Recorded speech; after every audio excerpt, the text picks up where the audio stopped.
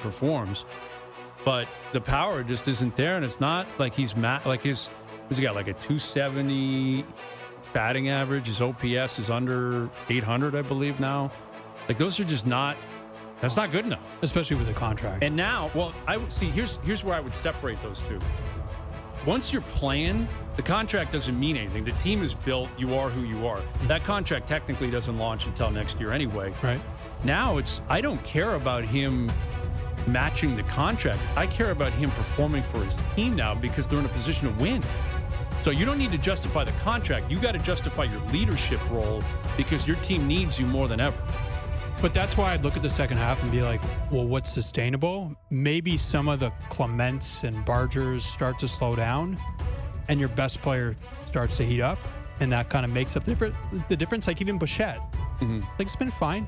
Yeah, he's just been okay. But that's like, if I'm the Jays, I'm like, that's actually a pretty good sign. Like that you're in this first place position. And our two best players. That's a glass half full. The pitching staff has been fine-ish, right? Like it's like okay. Well, yeah, I mean, I think that is the glass half full, and I would lean being optimistic that Vladdy will catch a heater here at some point.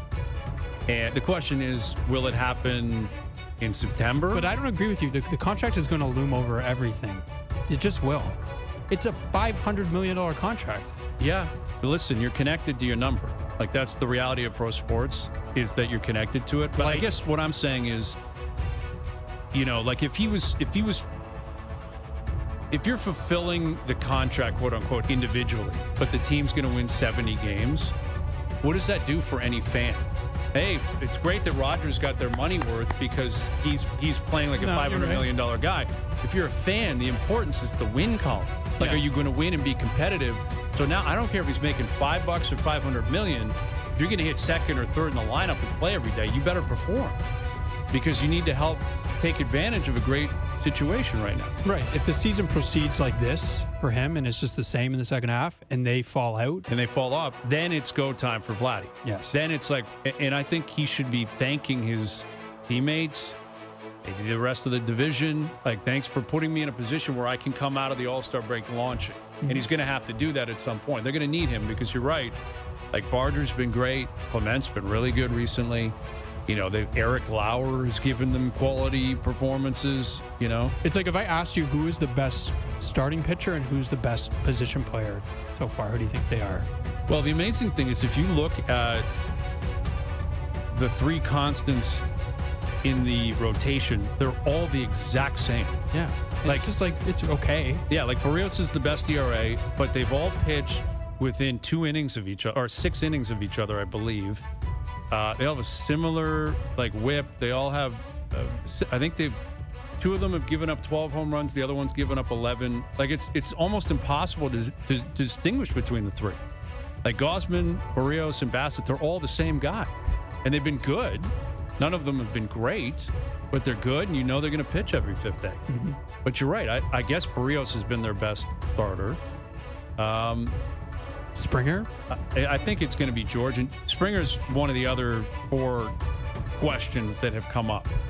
Where is Vladdy's power? And the question of Springer's resurrection here. I mean, I thought coming into this season, it was more likely he would be designated for assignment than performing the way he's performing. I didn't think it was long off before they said, we got to do something here about George. Like, it's so bad he can't play. If they were losing games, we got to put in a kid. We can't continue to justify him playing every day. This guy's leading off. Like, this guy is a significant performer that's hitting for power. Now, he's going to run hot and cold. He cooled down a little bit coming down the stretch. Fine. But he has been a revelation for them. Yeah. Like, Springer's been huge. What year is it of the deal? 4? He's got this year and next left, I believe. Yeah, okay. Yeah, I think he's got 2 more. Yeah. Which, I mean, at this rate, he's playing. Like, he's obviously going to perform for you the rest of this year, and I see no reason why he wouldn't be a part of the team next year.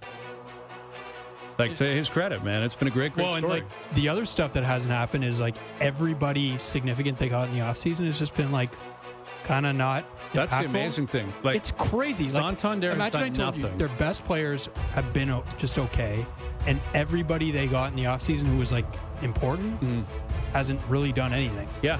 Like, And they're going to be in first place. You'd be like, what? Wait, how? would seem impossible. And Varshaw's barely played. Right. Yeah. Like, he's barely Best played. defensive outfielder. Yeah.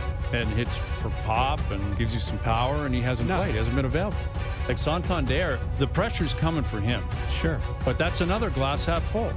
Like, first impression, not good. Yes, the injury, and now he's on the 60-day IL. But prior to that, he was terrible. Yeah. Like, atrocious, to the point where they took him out of the lineup, I think, almost with a phantom, like, we just got to get him out. This is so ugly, we can't play him, and we got to come up with some reason, kind of like what they did with Bowden Francis. Like, just get him out of here and come up with something. Mm-hmm. But, you know, Atkins just spoke on it the other day. They're looking for a power bat.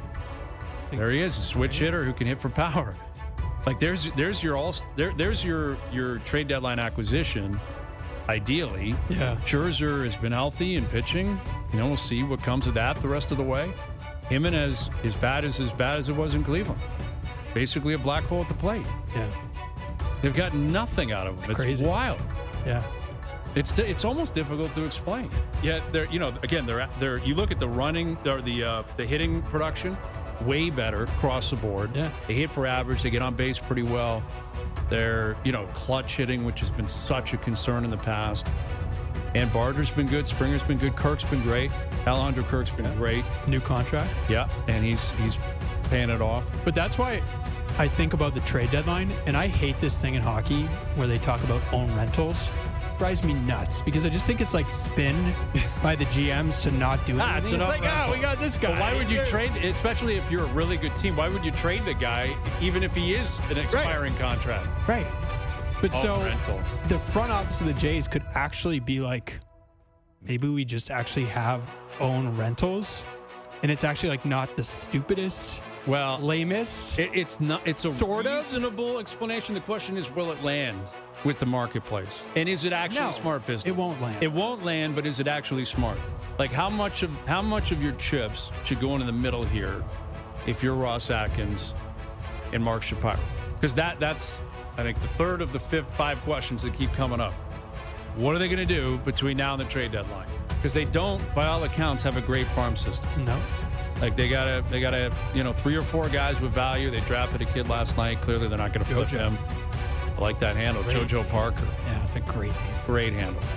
But are you going to give up one of your 2 or 3 top guys? Well, your team this is an old team, really. I guess the young guys coming up has made it less old. But you're right. You put kind of Scherzer in there. Barrios, Bassett, Gosman, Springer's playing every day. Like, Santander's If not 31. now, when? Yeah. The question is, do you think you're a piece or two away from winning the World Series? Because ultimately, that's why you go all in at the trade deadline. If you not to make it, you have to be thinking we can win it. But if it's not now,